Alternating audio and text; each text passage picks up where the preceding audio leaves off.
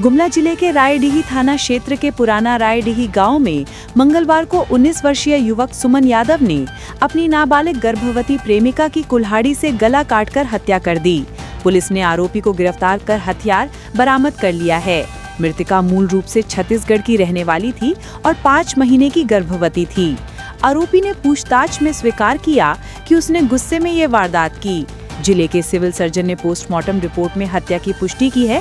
Police फिलहाल हत्या के वास्तविक कारण की जांच में जुटी है और प्रेम संबंध के अन्य पहलुओं की भी पड़ताल कर रही है। झारखंड में नक्सल हिंसा में मारे गए लोगों के परिजनों को सरकार ने मुआवजा देने का आदेश जारी किया है। गृह, कारा और आपदा प्रबंधन विभाग ने चाईबासा, गुमला, लातेहार और देवघर जिलों के 5 पीड़ित परिवारों को 1-1 लाख रुपए देने की घोषणा की। ये फैसला 10 साल से अधिक समय बाद लिया गया। उधर पलामू में पुलिस ने पांडु छतरपुर रोड से 2 संदिग्धों को हथियार के साथ गिरफ्तार किया। एसडीपीओ आलोक कुमार टुट्टी ने बताया कि दोनों किसी बड़ी वारदात की साजिश रच रहे थे। आरोपियों के खिलाफ आर्म्स एक्ट के तहत एफआईआर दर्ज कर जांच शुरू कर दी गई है। झारखंड हाईकोर्ट ने बाल कल्याण विभाग में महिला सुपरवाइजरों की नियुक्ति प्रक्रिया पर लगी रोक को अगले आदेश तक बरकरार रखा है। JSSSC द्वारा केवल महिलाओं के लिए जारी 421 पदों की इस भर्ती पर शैक्षणिक योग्यता और आरक्षण को लेकर विवाद है। अदालत ने कहा कि किसी वर्ग को 100% आरक्षण नहीं दिया जा सकता। राज्य सरकार की ओर से महाधिवक्ता राजीव रंजन और आयोग की ओर से अधिवक्ता संजय पिपरवाल ने पक्ष रखा। अदालत ने कहा कि अगली सुनवाई 6 नवंबर को होगी। इस दौरान मेरिट लिस्ट जारी करने पर रोक यथावत रहेगी। रांची समेत झारखंड के कई जिलों में सुबह और शाम की ठंडी हवा ने सर्दी का असर बढ़ा दिया है। मौसम विभाग ने बताया कि 9 नवंबर से ठंड में और वृद्धि की संभावना है। रांची का न्यूनतम तापमान 15 डिग्री और अधिकतम 28 डिग्री सेल्सियस से नीचे जा सकता है। अगले 3 दिनों तक हल्का कोहरा छाने की संभावना जताई गई है। मौसम वैज्ञानिकों का कहना है कि उत्तर दिशा की हवाएं ठंड का संकेत हैं। सरायकेला सबसे गर्म और लातेहार सबसे ठंडा स्थान दर्ज हुआ। लोगों को ठंड से बचाव और सावधानी बरतने की सलाह दी गई है। मुख्यमंत्री हेमंत सोरेन ने मुसाबनी में जनसभा को संबोधित करते हुए चंपाई सोरेन पर तीखा प्रहार किया। उन्होंने कहा कि पार्टी से किसी एक व्यक्ति के जाने से झामुमो कमजोर नहीं होती। सीएम ने कहा कि भाजपा व्यापारियों की जमात है जो गरीब, आदिवासी और मूलवासी को हाशिए पर धकेलना चाहती है। उन्होंने घाटशिला उपचुनाव में झामुमो प्रत्याशी सोमेश चंद्र सोरेन के लिए समर्थन मांगा। सीएम ने कहा कि सोमेश को जनता जो लिखेगी वही उनका भविष्य तय करेगा। सभा में भारी भीड़ जुटी और अबुआ राज के नारे गूंजते रहे। CGL 2023 परीक्षा में कथित अनियमितताओं और पेपर लीक की याचिका पर झारखंड हाईकोर्ट ने सोमवार को फैसला सुरक्षित रख लिया। चीफ जस्टिस तरलोक सिंह चौहान की पीठ ने मेरिट लिस्ट जारी करने पर लगी रोक को जारी रखा है। सरकार ने अदालत को बताया कि CID जांच में पेपर लीक का कोई ठोस सबूत नहीं मिला। केवल 3 परीक्षा केंद्रों पर मोबाइल से नकल के प्रमाण मिले हैं। प्रार्थी पक्ष ने पूरे मामले की CBI जांच की मांग की है। कोर्ट ने कहा कि अगली सुनवाई में फैसला सुनाया जाएगा। धनबाद के राजगंज में सोमवार देर रात 2 बसों की आमने सामने टक्कर में दर्जन भर यात्री घायल हो गए। घायलों को SNM MCH अस्पताल में भर्ती कराया गया है। एक यात्री और पीछे की बस के चालक की हालत गंभीर बताई गई है। दोनों बसें जामताड़ा से बोकारो जा रही थीं और आदिवासी मंच के कार्यक्रम में शामिल होने वाली थीं। टक्कर के बाद सड़क पर लंबा जाम लग गया, जिसे पुलिस ने देर रात हटवाया। पुलिस ने दोनों बसों को जब्त कर जांच शुरू कर दी है। गढ़वा जिले के मझियाव अंचल के CO प्रमोद कुमार पर उनकी पत्नी ने दहेज, उत्पीड़न और अवैध संबंधों के गंभीर आरोप लगाए हैं। पत्नी ने पुलिस को दिए आवेदन में बताया कि CO 50 लाख रुपए दहेज मांग रहे थे और कई महिलाओं से संबंध रखते हैं। उन्होंने आरोप लगाया कि 1 नवंबर को पति को एक युवती के साथ आपत्तिजनक स्थिति में पकड़ा। मामला दर्ज होने के बाद झारखंड सरकार ने CO प्रमोद कुमार को निलंबित कर दिया है। सस्पेंशन आदेश कार्मिक विभाग ने तत्काल प्रभाव से जारी किया। CO के खिलाफ विभागीय जांच शुरू हो गई है। लोहरदगा जिले में एक नाबालिग छात्रा के साथ सामूहिक दुष्कर्म का मामला सामने आया है। छात्रा पढ़ाई के लिए किराए के मकान में रह रही थी, जहां 2 नाबालिग किशोरों से उसकी जान पहचान हुई। दोनों ने छात्रा को बहला फुसलाकर अलग अलग तारीखों पर कई बार दुष्कर्म किया। पुलिस ने कार्रवाई करते हुए दोनों नाबालिग आरोपियों को गिरफ्तार कर गुमला बाल सुधार गृह भेज दिया है। एसपी सादिक अनवर रिजवी ने कहा कि जांच जारी है। मामले ने जिले में सनसनी फैला दी है और परिजनों में आक्रोश है। रांची रेलवे स्टेशन पर सोमवार को बड़ा हादसा टल गया, जब चलती ट्रेन से उतरने की कोशिश में एक महिला यात्री गिरने लगी। आरपीएफ कांस्टेबल संजय भगत ने तत्परता दिखाते हुए महिला को प्लेटफॉर्म से खींचकर बचा लिया। महिला आशा कुमारी लोहरदग्गा जाने के लिए आई थी, लेकिन गलती से गलत ट्रेन में चढ़ गईं। चलती ट्रेन से उतरने के प्रयास में वो ट्रेन और प्लेटफॉर्म के बीच फंस गई थीं। कांस्टेबल की फुर्ती से बड़ा हादसा टल गया और महिला की जान बच गई। रेलवे प्रशासन ने कांस्टेबल को सम्मानित करने की घोषणा की है। झारखंड के स्वास्थ्य मंत्री इरफान अंसारी का पासपोर्ट जारी करने से कलकत्ता हाई कोर्ट ने इनकार कर दिया।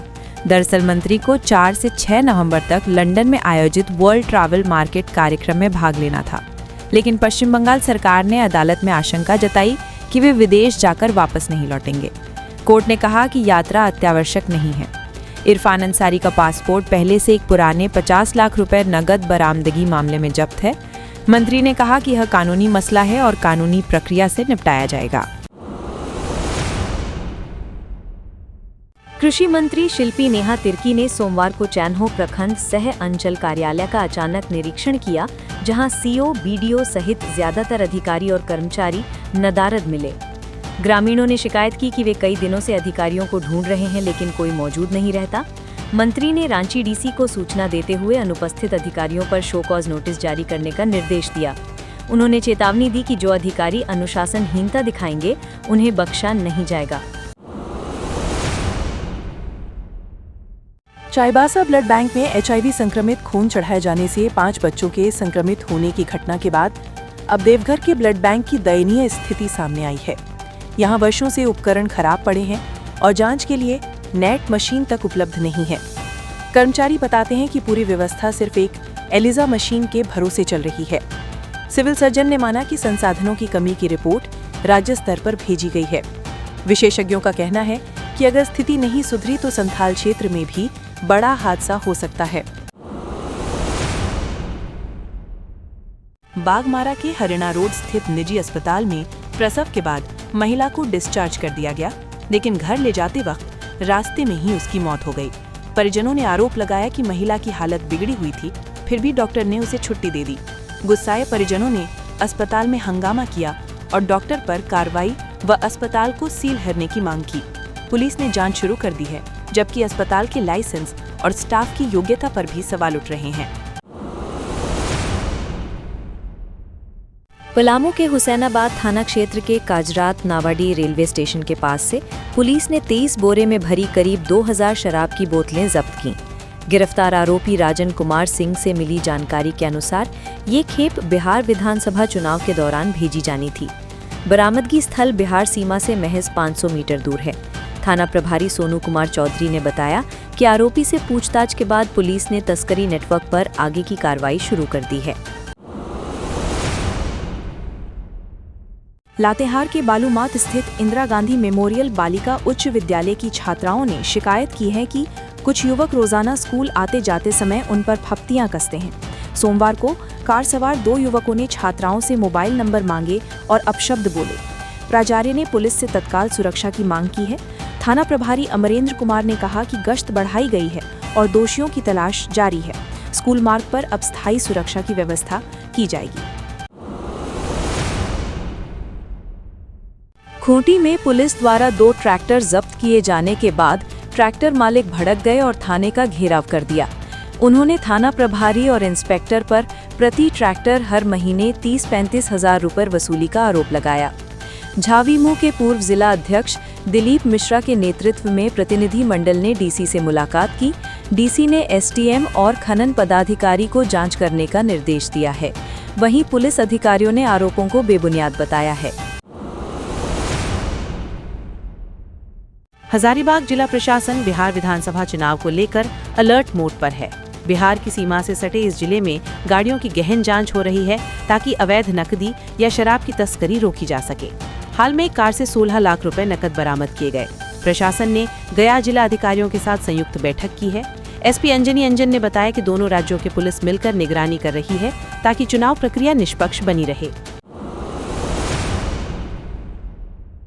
पलामू में हम पार्टी के जिला अध्यक्ष की गिरफ्तारी के बाद राजनीतिक माहौल गर्म है। उन पर सरकारी कार्य में बाधा डालने और जाति सूचक शब्दों के इस्तेमाल का आरोप लगा था। अब विपक्ष और विभिन्न संगठन अंचल अधिकारी अमरदीप बल्होत्रा के खिलाफ कार्रवाई की मांग कर रहे हैं। पूर्व मंत्री KN त्रिपाठी ने कहा कि भ्रष्ट अधिकारियों के खिलाफ सख्त कदम उठाए जाएं। इस मामले की जांच के लिए 3 सदस्यीय उच्च स्तरीय समिति गठित की गई है। कबरीबाद कोलियरी क्षेत्र में पुलिस और प्रशासन की संयुक्त टीम ने मंगलवार को छापेमारी कर 20 टन से अधिक अवैध कोयला बरामद किया। तस्करी में शामिल 5 मोटरसाइकिलें भी जब्त की गईं।